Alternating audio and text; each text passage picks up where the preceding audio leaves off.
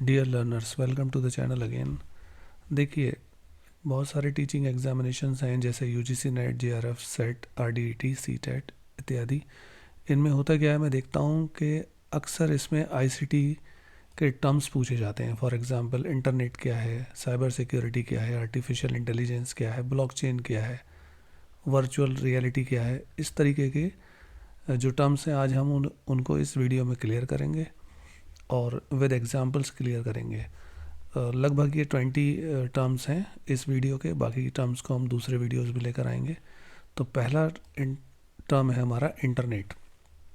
जैसा कि अक्सर आप लोग जानते हैं, ज़्यादातर जानते हैं कि ग्लोबल इंटरनेट जो है ग्लोबल नेटवर्क होता है जिसमें बहुत सारे कंप्यूटर्स पूरे वर्ल्ड वाइड जुड़े रहते हैं। फॉर एग्जांपल, जैसे मैं इस कंप्यूटर से आपको ये चीज़ें शेयर कर रहा हूँ, आप अपने मोबाइल या कंप्यूटर या टैबलेट जिस किसी भी इलेक्ट्रॉनिक डिवाइस से इसको सुन रहे हैं, समझ रहे हैं, तो ये सारा का सारा जो ये सिस्टम जुड़ा हुआ है ये ग्लोबल नेटवर्क से जुड़ा हुआ है। देखिए, आमतौर पर क्या होता है कि जैसे ऑफिसेज में जो लैन होता है, लोकल एरिया नेटवर्क, तो वो तो केवल उसी पर्टिकुलर ऑफिस बिल्डिंग में ही रहेगा। लेकिन जो ये इस तरीके से मैं यहाँ शेयर कर रहा हूँ, आप वहाँ सुन रहे हैं, और ये वर्ल्ड वाइड है, एक कंट्री से दूसरे कंट्री और उसके बाद भी, तो ये इस तरीके का जो नेटवर्क होगा जिसको हम वैन भी कहते हैं, इसको हम वैन भी कहते हैं, वाइड एरिया नेटवर्क।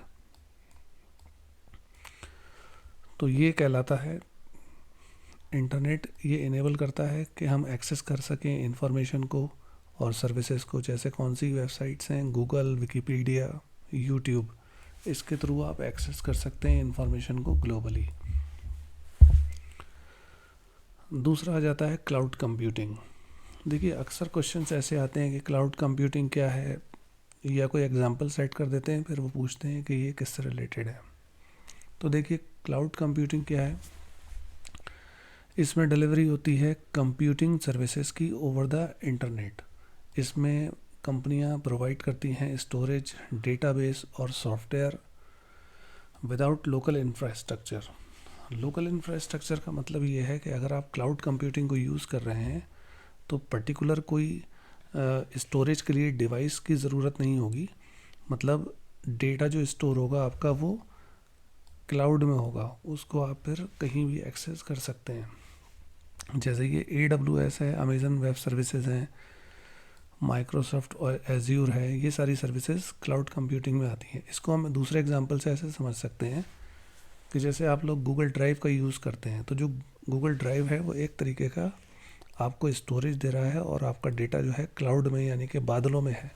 बादल से मतलब ये है कि जैसे बादल उड़ते रहते हैं, इस तरीके से आपका डेटा भी एक जगह से दूसरी जगह पर उड़ रहा है। तो ये इस तरीके की चीज़ें जो हैं ये क्लाउड कंप्यूटिंग में आती हैं। इसको ये एग्जांपल्स हैं। थर्ड होगा हमारा साइबर सिक्योरिटी। इसमें जैसा कि लिखा है कि साइबर सिक्योरिटी में मेजर्स किया जाता है कि आपके सिस्टम को प्रोटेक्ट किया जा सके, नेटवर्क को, डेटा को साइबर थ्रेट से। देखिए, साइबर सिक्योरिटी में जितने भी एंटीवायरस सॉफ्टवेयर्स होते हैं, जैसे नॉर्टन है, फायरवॉल है, आपने सुना होगा, बहुत सारे एंटीवायरस सॉफ्टवेयर्स होते हैं। ये सारा का सारा किस में आता है, साइबर सिक्योरिटी सिस्टम के अंतर्गत आता है। नेक्स्ट हमारा टर्म रहेगा आर्टिफिशियल इंटेलिजेंस। आर्टिफिशियल इंटेलिजेंस, देखिए, जैसे आप लोगों ने सुना होगा कि कोई भी पर्सन होता है किसी ऑफिस में, कहता है कि टाइम बताओ। जैसे आजकल टेलीविज़न भी आने लगे हैं स्मार्ट के, what is the time. Alexa से पूछते हैं, एलेक्सा मुझे कोई जोक सुनाओ, एलेक्सा मुझे आज का मौसम बताओ, यहाँ का कैसा है। तो ये इस तरीके के जो सिस्टम हैं ये कहलाते हैं artificial intelligence. Artificial intelligence demonstrate होती है मशीन्स के थ्रू, और इसमें लर्निंग इनेबल की जाती है और डिसीजन मेकिंग ये सब कुछ खुद ही करता है। ये एक AI पावर्ड असिस्टेंट टेक्नोलॉजी कहलाती हैं, जैसे गूगल असिस्टेंस, एलेक्सा इत्यादि। Big data. अब अक्सर क्वेश्चन पूछा जाता है कि बिग डेटा, तो बिग डेटा का मतलब यहाँ है लार्ज वॉल्यूम ऑफ डेटा जो कि एनालाइज किया जाता है किसी पैटर्न को, ट्रेंड को समझने के लिए। जैसे फेसबुक है और इंस्टाग्राम है, तो ये बड़े प्लेटफॉर्म है इससे अंदाज़ा किया जा सकता है कि किस तरीके का पैटर्न एक बन रहा है चॉइस को लेकर, यूज़र किस तरीके के गुड्स को पसंद कर रहे हैं, किस तरीके की वो चीज़ों को लाइक कर रहे हैं, किस तरीके की चीज़ें वो डिसलाइक कर रहे हैं। तो ये जो लार्ज वॉल्यूम का डेटा है इसको हम कहते हैं big data, sorry, blockchain. Blockchain decentralized ledger technology for secure transaction.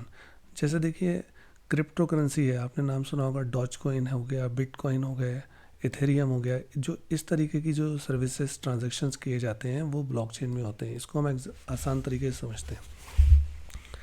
देखिए क्या होता है कि हम कहीं पेमेंट करते हैं, फॉर एग्जांपल जैसे हम फॉरेन करेंसी में पेमेंट करेंगे, अगर हमें कोई यूरोप से कुछ सामान ख़रीदना हो तो होगा क्या, वो डॉलर में कन्वर्ट होकर या यूरोपियन करेंसी जो भी होगी वहाँ की उसमें चला जाएगा। तो ये तो हुआ करेंसी का ट्रांजैक्शन। लेकिन कई बार क्या होता है कि जिसमें किसी पर्टिकुलर देश की करेंसी इन्वॉल्व नहीं होती है, बल्कि एक ग्लोबल करेंसी मानी जाती है जिसको हम कह सकते हैं बिटकॉइन या इथेरियम या मल्टीपल ऐसी क्रिप्टो करेंसी आती हैं मार्केट में। तो वो क्या होती हैं कि हर कंट्री में एक ही करेंसी मानी जाएगी। जैसे बिटकॉइन का प्राइस अगर इंडिया में, मतलब जो भी एक प्राइस चल रहा है तो वो इंडियन वैल्यू उसकी करेंसी में आ जाएगी और वो यूरोपियन करेंसी में आ जाएगी। तो इस तरीके की जो करेंसीज़ हैं जो ग्लोबली एक्सेप्टेड होती हैं सिक्योर ट्रांजैक्शंस के लिए, तो उस ऐसी व्यवस्था को हम कहते हैं blockchain. Internet of things. Internet of things का मतलब यहाँ पर यह है इंटरनेट, कनेक्टेड डिवाइसेस जो कि सेंड करती हैं या रिसीव करती हैं डेटा को ओवर द इंटरनेट। जैसे आपके घर में स्मार्टफोन डिवाइसेस लगी होती हैं, फिटनेस ट्रैकर्स लगे होते हैं, तो ये इंटरनेट ऑफ थिंग्स कहलाती हैं, यानी इंटरनेट से जुड़ी हुई चीज़ें। वर्चुअल रियलिटी, एक अक्सर क्वेश्चन पूछा जाने लगा है अब, वर्चुअल रियलिटी क्या है। तो जो कंप्यूटर जनरेटेड सिमुलेशंस होते हैं जो आपको एक रियल एक्सपीरियंस शो कराते हैं। फॉर एग्जांपल हम मान लेते हैं कि जैसे आपने VR यानी वर्चुअल रियलिटी से जुड़ी कोई डिवाइस अपने आप यूज़ कर रहे हैं, तो आपको लगेगा जैसे कि डायनासोर मेरे सामने से आ रहा है। अगर आप जुरासिक पार्क वाला या इस तरीके के गार्डन में जा रहे हैं VR के थ्रू, या आपको लगेगा कि मैं किसी ऊंची बिल्डिंग से कूद रहा हूँ, या फिर मतलब जिस तरीके का भी सिनेरियो आप सेट करेंगे तो आपको वो रियल सिमुलेशंस के थ्रू एक्सपीरियंस कराता है। फॉर एग्जांपल ये ज़्यादातर गेमिंग में आजकल यूज़ हो रहा है, गेमिंग एक्सपीरियंसेस के लिए, और ऐसी इसी तरीके की चीज़ों के लिए हो रहा है जिसको यूज़र एक्सपीरियंस करना चाहते हैं। Augmented reality. ऑगमेंटेड रियलिटी का मतलब ये है कि जो इंटरेक्टिव गेमिंग एक्सपीरियंस होते हैं, यानी कि गेमिंग एक्सपीरियंस में जो हमारा कैरेक्टर है वो भी हमसे बात कर रहा है। जैसे देखिए इसमें नाम भी लिखा है इसका, एक गेम का, पोकेमोन गो। तो ये भी एक तरीके का VR से रिलेटेड ही है। इसमें ऐसी टेक्नोलॉजी जो ओवरले करती है डिजिटल कंटेंट को रियल वर्ल्ड के साथ मिलाकर, यानी कि मोटे मोटे तौर पर आप इसमें ये समझ सकते हैं कि इसमें गेमिंग के जो कैरेक्टर्स होते हैं हम उनसे बातचीत करते हैं, ऐसा एक्सपीरियंस हमको मिलता है। Machine learning. मशीन लर्निंग में क्या होता है कि सिस्टम लर्निंग, ऐसी सिस्टम लर्निंग जो इम्प्रूव करती है हमारे एक्सपीरियंसेस को डिवाइसेस के थ्रू। फॉर एग्जांपल जैसे मान लीजिए हम नेटफ्लिक्स या डिज्नी वर्ल्ड या जो भी हम, मान लीजिए इसको यूट्यूब को ही देख लीजिए।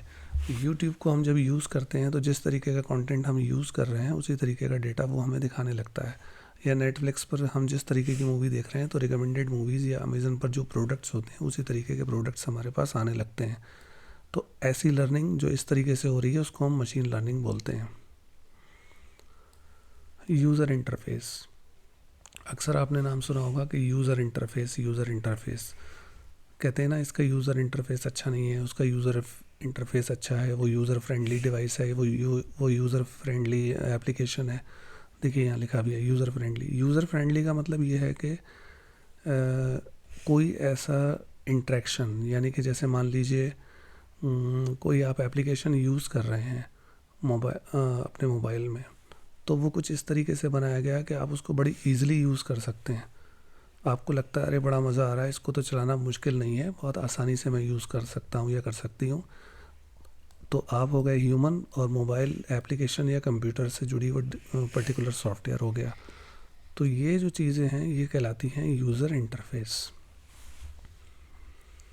ये लिखा है इसमें माइक्रोसॉफ्ट ऑफिस के जैसे एमएस वर्ड, इस तरीके के एडोब फोटोशॉप, आप हर इंसान का आजकल देखता हूँ मैं माइक्रोसॉफ्ट ऑफिस में हाथ सेट होता है एडोब फोटोशॉप में, जैसे मेरी जानकारी में जो है। तो वो कहते हैं हम इसको, मार्केट में और सॉफ्टवेयर भी हैं लेकिन वो इनको बहुत अच्छे से यूज़ करते हैं क्योंकि these are user friendly softwares. Data mining, तो डेटा माइनिंग का मतलब यहाँ पर ये है कि ऐसी प्रोसेस जो एक्सट्रैक्ट करती है इंफॉर्मेशन को लार्ज डेटा सेट के साथ में निकाल कर, यानी कि कोई बड़ा डेटा है, बड़ा डेटा सेट है, फॉर एग्जांपल फेसबुक पर लोगों के द्वारा लाइक किया गया कोई कंटेंट है, तो ऐसे बड़े लार्ज डेटा सेट में से एक्सट्रैक्ट करना इंफॉर्मेशन को, तो ऐसी प्रोसेस कहलाती है डेटा माइनिंग। इनक्रिप्शन, आप लोग जब व्हाट्सएप पर एक दूसरे को मैसेज भेजते हैं या हम लोग, तो हम देखते हैं कि सबसे टॉप में लिखा हुआ आता है कि मैसेजेस आर इनक्रिप्टेड।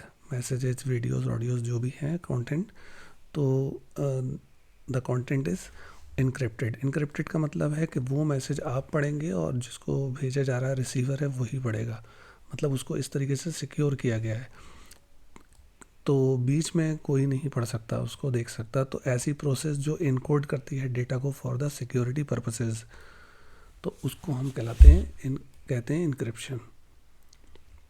जैसे यहाँ लिखा भी है सिक्योर करना मैसेज को, जो सिग्नल, एक सिग्नल क्या है, सिग्नल व्हाट्सएप की तरह एक मैसेजिंग सर्विस है, तो ये जो सब है प्राइवेसी के इश्यूज़ को चलते हुए इनक्रिप्शन किया जाता है।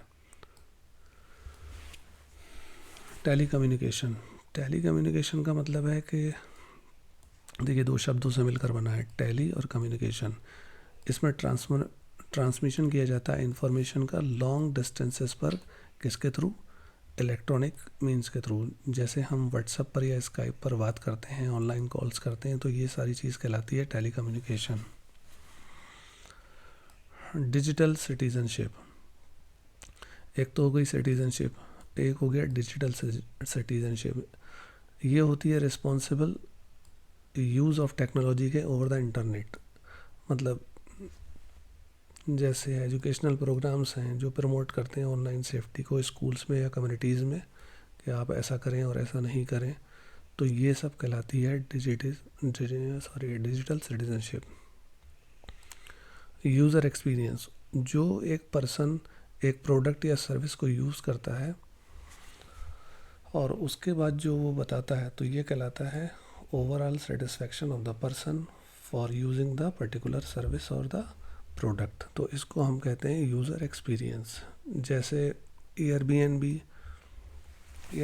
में जहाँ पर लोग रुकते हैं घरों में, होटल की तरह, और स्पॉटिफाई जहाँ म्यूज़िक वगैरह सुनते हैं, तो इस तरीके की जो एक्सपीरियंसेस हैं वो यूज़र एक्सपीरियंस कहे जाते हैं।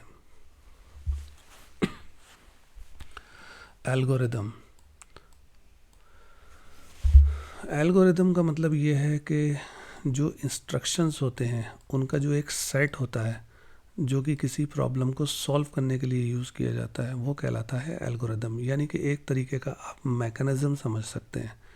फॉर एग्ज़ाम्पल यहाँ इसको आप ऐसे समझ लीजिए कि जैसे मैंने पिछले एग्जाम्पल में बताया था कि फेसबुक पर आप कुछ काम कर रहे हैं, कोई सर्च कर रहे हैं किसी पोस्ट को, और फेसबुक का जो सिस्टम है वो आपको उसी तरीके की सर्च क्वेरी दे रहा है लाकर, तो ये जो सारा सिस्टम कहलाता है रैंकिंग सिस्टम कहलाता है। यानी उसी जैसी पोस्ट तो बहुत सारी होंगी, वीडियो भी बहुत सारे होंगे यूट्यूब पर, लेकिन जो उसको फ़िल्टर करके आपके मतलब की चीज़ ला कर दे रहा है, तो ऐसा सिस्टम कहलाता है एल्गोरिदम।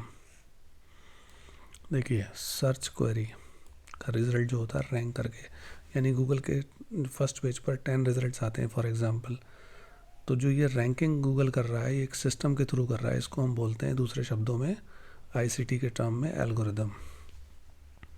सोशल मीडिया आप लोग जानते ही होंगे कि जो ऑनलाइन प्लेटफॉर्म्स हैं जो शेयर करने के लिए यूज़ किए जाते हैं कंटेंट दूसरों के साथ कनेक्ट करने के लिए, जैसे फेसबुक, ट्विटर, इंस्टाग्राम और सोशल नेटवर्किंग के लिए, ये सारे सोशल मीडिया प्लेटफॉर्म्स कहलाते हैं जिसमें हम अपना डेटा कंटेंट दूसरों के साथ शेयर करते हैं।